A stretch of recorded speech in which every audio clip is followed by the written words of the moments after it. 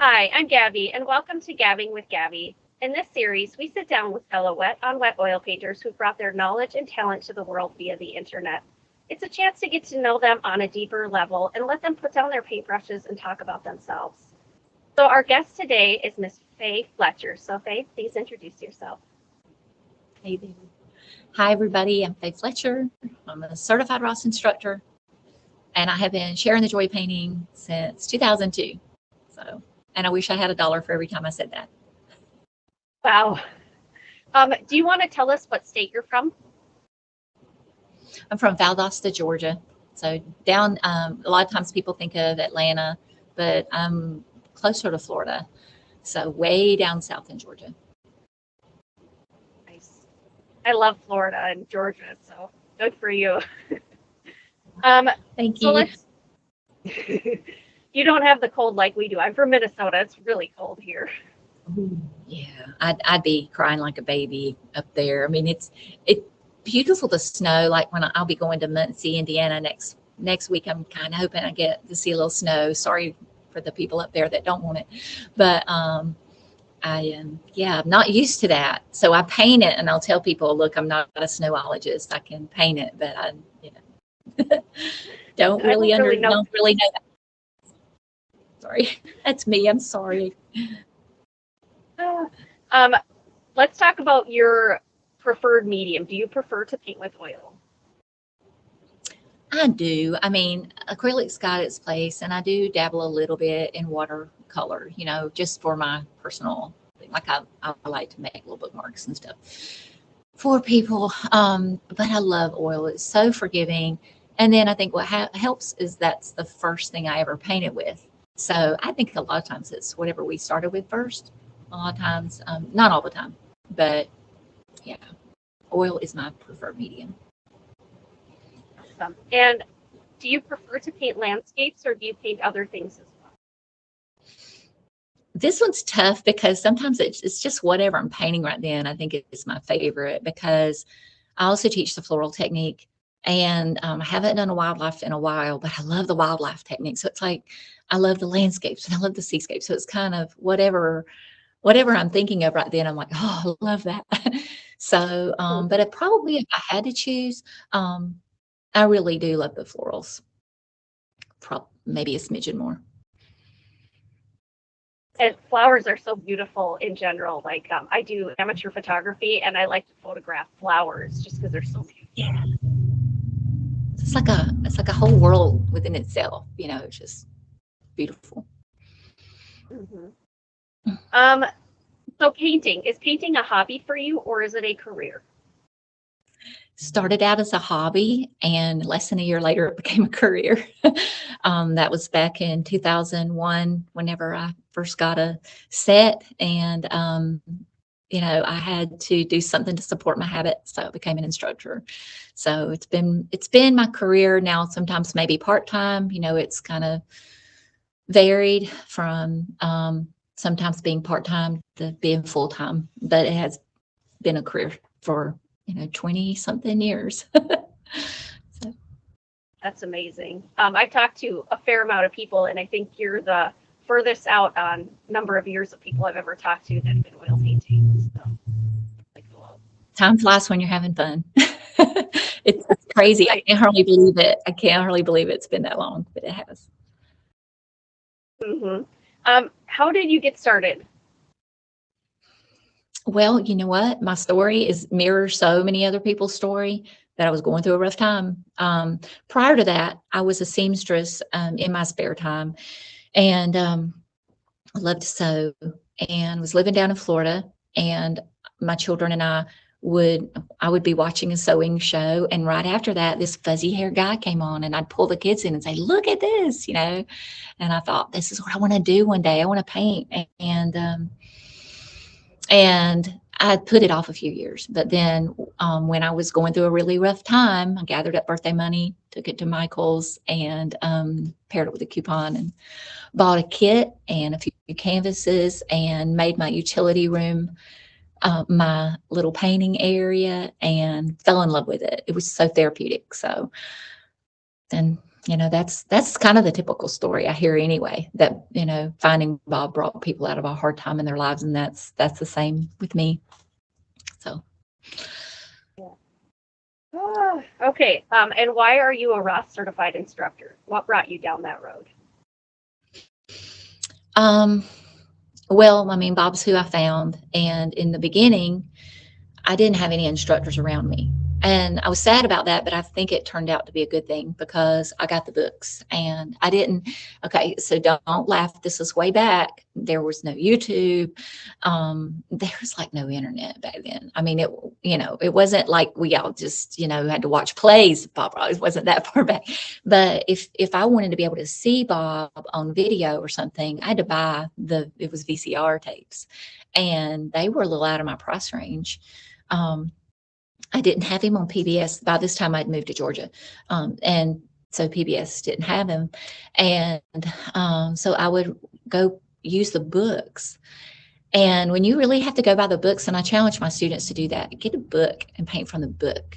It will really teach you and make you and stretch you. So, because I started with Bob, and then I had a friend that was going down an hour and a half below us that I found out she was doing that to take Bob Ross classes with a lady that was actually a teacher trainer at that time. And she traveled the world for the Bob Ross company. So it's just kind of natural because I got to know her. And I asked her about being a CRI, and so she told me how to get the training and all that. So for the longest, I didn't know about Bill Alexander, so I just knew about Bob. So. Seems like it all just sort of fell into line for you. It was a gift from God for me. It was just, that's all I can say. It was a gift from God that just keeps giving all this time, but it came at the perfect time. And it's just been, Bob's been a constant in my life since then. So I believe it's divinely planned. Absolutely. Do you have other education in teaching or training or anything like that? I was a homeschool mom. I love to teach. I mean, I feel like that's a gift, that I was given. And I started homeschooling my kids because the middle school they would be going to next was pretty crime ridden. And it wasn't because I felt like could do better than any teacher or anything, but I loved them. My kids were my best friend, and I was able to bring them home, and we went on all kinds of field trips together. So, and did all kinds of stuff. And I learned lots more than they did, I think, because I still remember so much, and I'll ask them if they remember, and they're like, no. But I think that that was the training, if you want to call it, but no formal training. I didn't go to college until I was in my late 40s, and it wasn't for teaching. So that was my training. What do they call that? Baptism by fire? Yes. Yeah. Yeah, I think so. Because my kids, they all had different learning styles, so what worked for one didn't work for the other one and all that. So I had to develop patience if I wanted to keep doing it. And then that prepared me for being a CRI, because when you're teaching people, you have to be patient too, Yeah. Okay. Who inspires you? Okay. So I've thought about that because I watched some of your other interviews. And, I know everybody says Bob, and I had to just say, yeah, I mean, that's who inspires me, because I just love what not only is Bob doing to teach people how to paint, but I feel like he ministers to people from the grave, still now, with his gentle ways and being kind and patient and giving us insights that, we're going to make mistakes. We're going to have hard times in life. And so, I'm not trying to give a pat answer, but, I had wonderful parents. Of course, they've had a lot to do with the talents I've had, and, perseverance in certain things and stuff like that. But when it comes to this, it's Bob. It's, I mean, I feel like too, because most people know me, and of course, I don't get in the classroom and preach. I can't do that, But when people are asking me on a personal level, then they're going to know that I believe in God and I believe in God's Holy Spirit. And I feel like that Bob had God's Holy Spirit in him. He wasn't perfect because none of us are, but he just exuded that love and kind and all that that we're all attracted to. And so, that's my answer to that is Bob. That's the long answer. That's I hear people say, Bob all the time, but I like how that you really got into depth with that, because it makes me think on a deeper level about it. It really does. I'm glad because, I think that's what Bob was always talking about God. And he would talk about creation, and you're talking about flowers. And when you take pictures of flowers and if we kind of take ourselves out of thinking about this life that we're living, get up in the morning, go to work or go to school or blah, blah, blah, there's deeper things. There's, why are we here? There's, what can I do to make this world a better place? That's the kind of thing that I think Bob wanted us to think about. He even said things like this, and I thought it was funny because just so happened I heard this right before I had this experience with someone in class.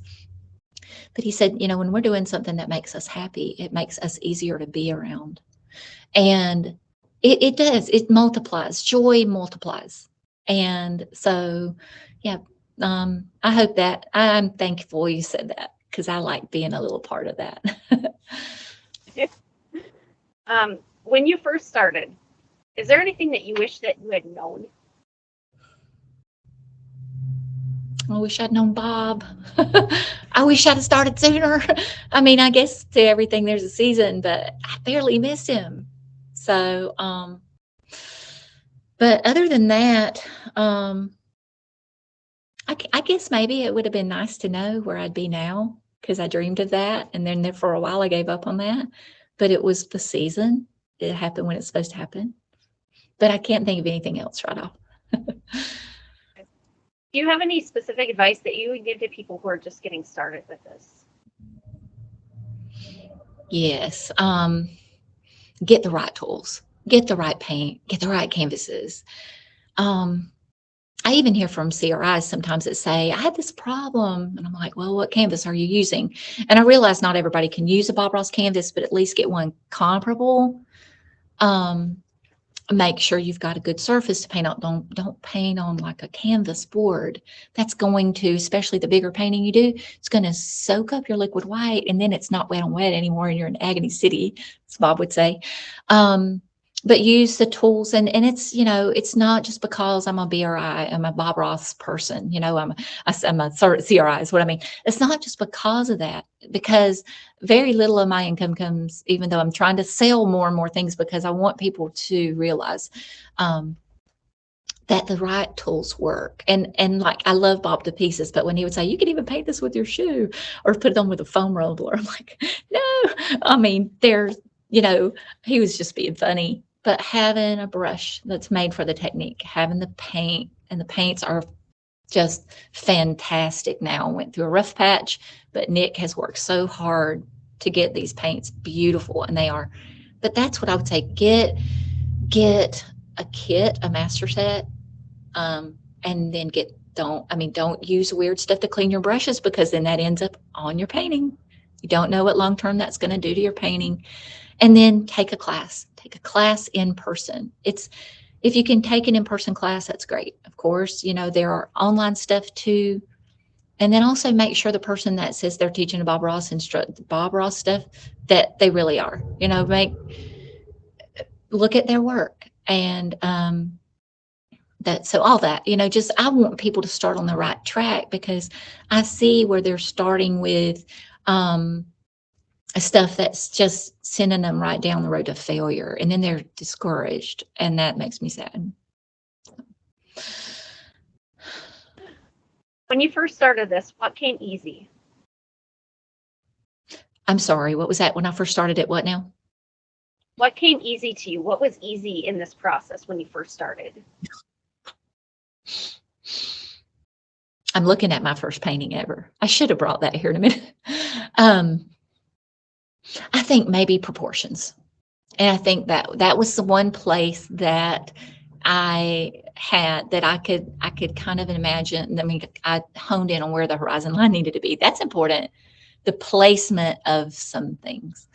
Um, and then I think following directions. So I think it later these days it's, we've lost the art of following directions. But that's what the books did. It's like I had to depend on the book and everything. So, but yeah, I think proportions, that kind of thing, but not much else. And if you see my painting, you'll see it's like, oh, but I stuck to it.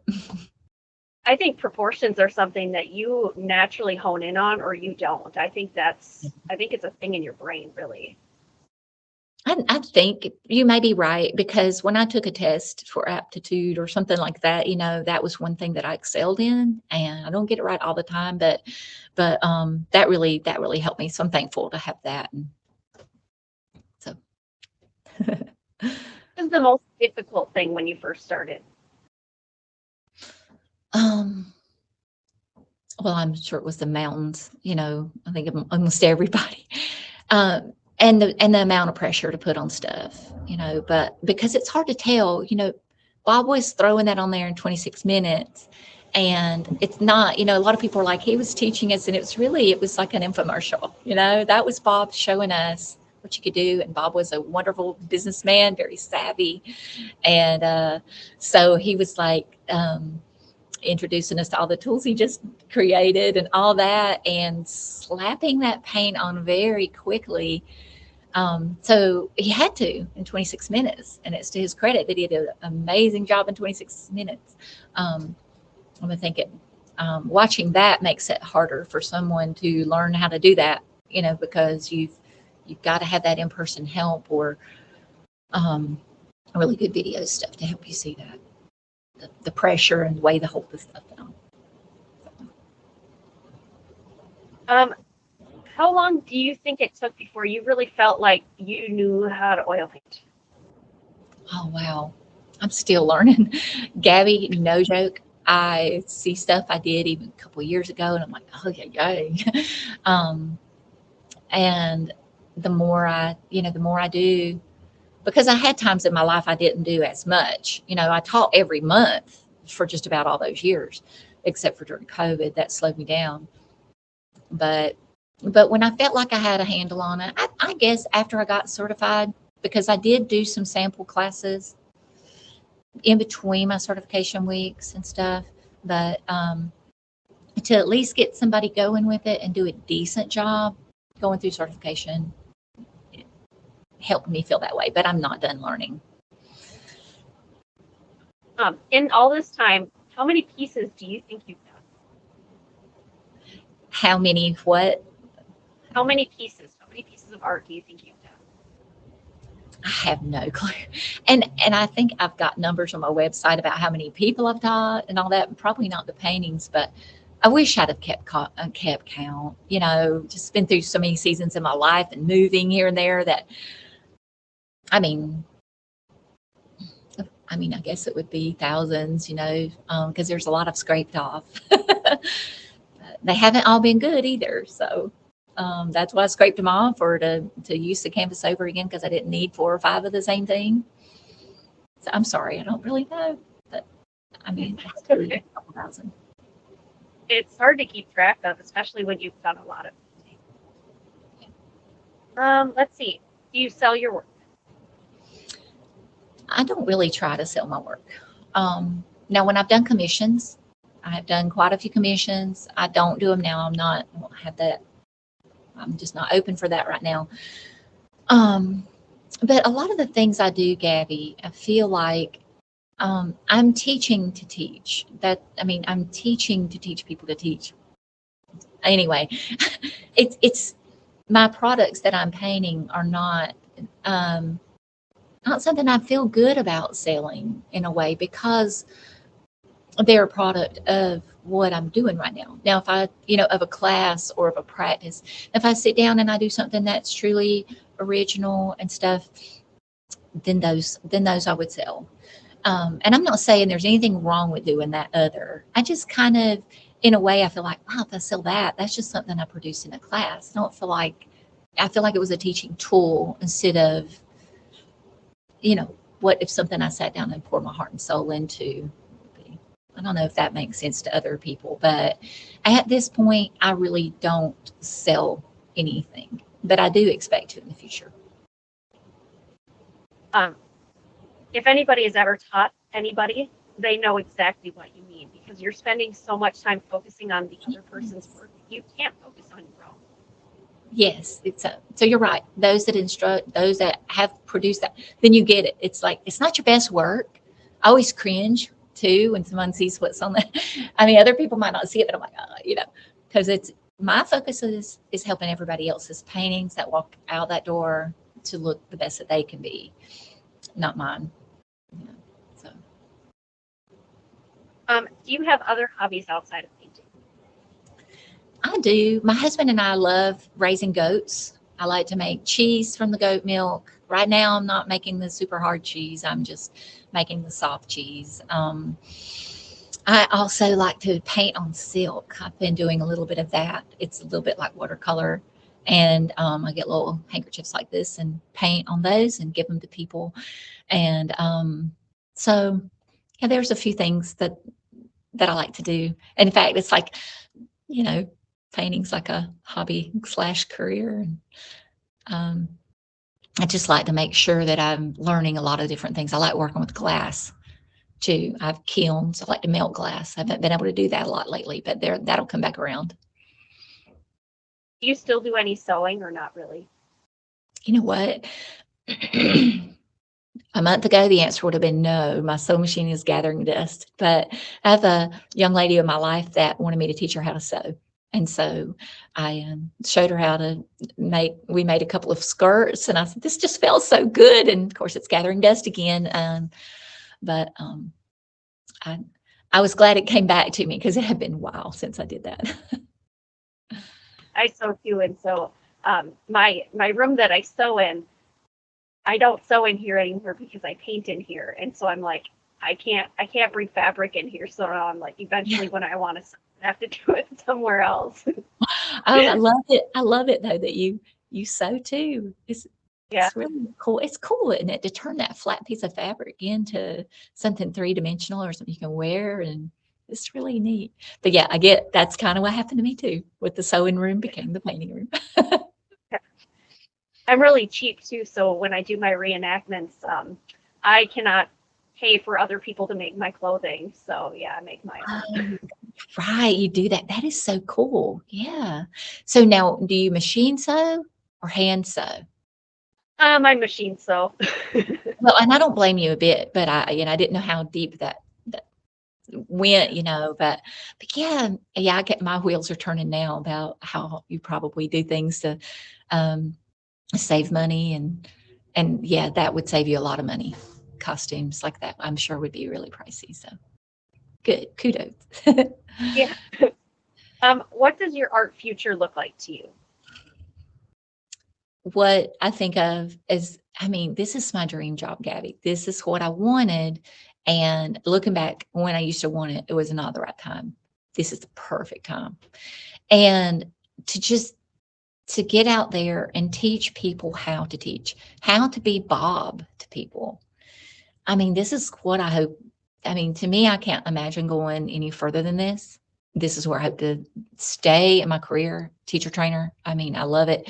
And then ultimately being able to do some here, because I get to go to the Bob Ross experience in Muncie, and I'll be there the next 3 full weeks, the first 3 weeks in April, doing that. So that's like, I'm still pinching myself that I get to go there, but I also adore doing it here because I get the best of both worlds. I still get to be around my family and then teach people how to share the joy of painting. But honestly, I just can't imagine a better thing to get to do than to be a teacher trainer and share the joy of sharing the joy of painting. Let's see. I have a few bonus questions. I guess I'll start with the first, go from there. Okay, bonus question number 1. Have you ever had any aha moment that made you feel really proud of yourself as an artist? Oh boy. Hmm.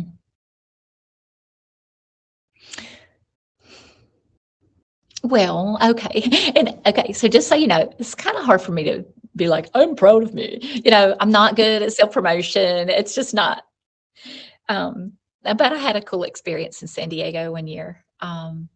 There was at TwitchCon, and I was going to teach a class of 200. Now that sounds whoa, but I didn't have to help them. I was the teacher. I was the lead teacher on a platform. So I'm not saying it didn't take anything, but I didn't have to help 200 people. I just want to make that clear.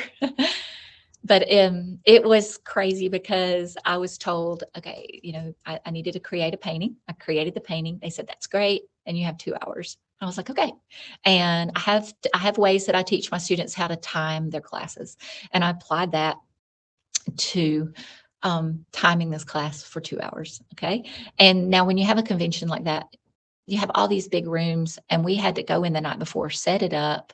It's hard work, by the way. It's hard work being an instructor and all that, when you're really helping people and they're setting up tables, they're just putting out the paint and all that.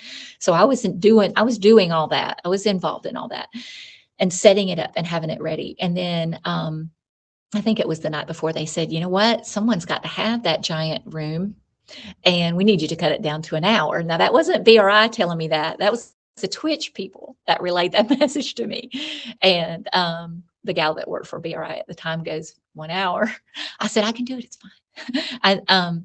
And I'm so thankful, because I have to give God credit, because 59 minutes, in 59 minutes, that 200 people had all been taught to to paint, I'm sorry, a beautiful sunset sky with a mountain and maybe one happy tree. They could always add another, but in those 59 minutes. So it seemed like there was something else. They said, because we had to, it wasn't just it was that we had to be in there. The 2 hours was not instruction time. It was like, get in there, teach it, get out. And then when I told them at BRI, ended up being, the 1 hour, they were mortified. They're like, oh, Faye, they said, oh my goodness. I said, it's okay, it worked out. And it did. But that has to be one of the highlights, that I was able to pull that off, and everybody was happy and the paintings looked good. I didn't have to leave off anything major or anything. So yeah. But there's been because see, that's where, you asked me if something I'm proud of myself, but I've been blessed with crazy opportunities, like to get to teach a class where Bob filmed, but that was an opportunity that I was blessed with. I don't really feel like I achieved that, but it did turn out well. But I can't tell you, I'm just kind of oozing with gratitude for the opportunities that I've had. And so, all right, I'll hush. Okay. My next question. Have you ever learned anything while you were teaching? I learn from my students, and I'll tell them. I'm like, that's awesome. I love that. Can I borrow that? Can I show people that? And then I will tell people too in the class, come over here and look what she did. This is great. So absolutely. Absolutely. I don't ever want to feel like I can't learn something from other people, and learn more. But yes, I definitely have. Bonus question number 3. Okay. When you were young, what did you want to be when you grew up? Oh.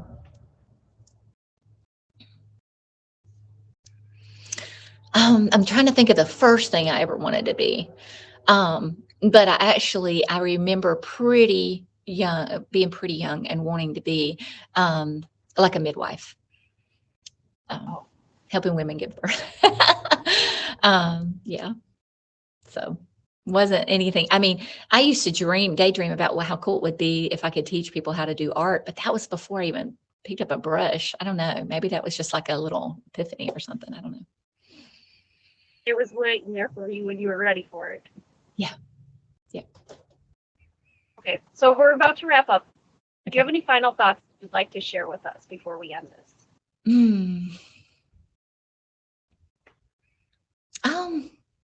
I don't guess. I would just like to say, and I think I heard another person you interviewed, if you've ever thought about painting, give it a try. I have so many people that I know that if they would just try it, they would see they can do a lot more than they think they can. I mean, but give it a try. And then, like I said, take a class with someone that is, and I'm not saying, I mean, I've seen people that aren't certified that paint well. Okay. So I would never say that, because I've just seen that.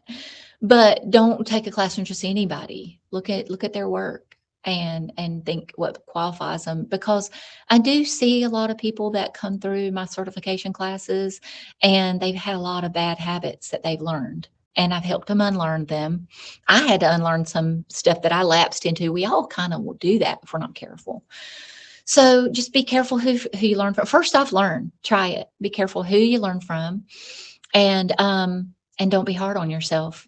Bob would say it's okay to make a happy accident. And it really took me a while to realize that and give myself grace, because that is really how we learn. And also too, if you're midway and you think your painting looks bad, here's what I tell my students. You never see a partially painted painting in an art gallery. They're all finished. So don't give up on it. And realize that until it all comes together, it's not gonna be done, But I hear a lot of people like, oh, mine looks like trash. I'm like, you're not finished. And then it all comes together and they're like, oh. So, yep, that's Awesome. what I'm saying. Okay, so Faye, if we were Yes. to look for you, where would we find you? Well, you can go to paintwithfaye.com. And I have been Paint with Faye since 2002. I had websites back then, paintwithfaye.com. I have this little studio now called Dreams on Canvas Art Studio. So whichever one you go to, there are links at the top that take you to the other. Now, paintwithfaye.com shows my online thing, because during COVID, I wanted to reach people and I didn't want to just put videos out there. I wanted to actually help them and give them feedback. And I developed the Happy Little Forest. So that's at paintwithfaye.com. And then also I'm Paint with Faye on Instagram and Facebook. I don't do Twitter anymore. But Dreams on Canvas Art Studios also on Facebook and on Instagram. So anyway. And do you have a YouTube channel as well? Thank you. Yes, I do. Yes. It looks like I have very few videos, but I have about 300 videos on there. But most of them are for the video library that I have in the Happy Little Forest. So, give me a follow there, because I do put updates on there. Like I said, I'm not that good at self-promotion, and I'll sit there and do hours and hours of Facebook posts or things like that. And I think I could have been painting, but I do have someone doing that for me now. So maybe you'll see more of me in the future and on social media. Awesome. Good. Okay, well, Faye, I think that's it. Thank you so much for coming on. You are a beautiful soul. This has been so much fun. Thank you. Thank you for having me. Yes, absolutely. It's been a real honor to get to sit and chat with somebody of your caliber. Not to mention to sit with you in general. It's really been really special. So thank you so much. Thank you, Gabi. I wish we'd have had more time to chat. This has been really nice, and you put me at ease. Thank you so much. And I appreciate you. Yes, thank you so much. All right, guys. Well, that's it for our video today. If you guys have any questions or comments, put them in the comment section of the video and we'll do our best to address them. I'm Gabi and this is Faye.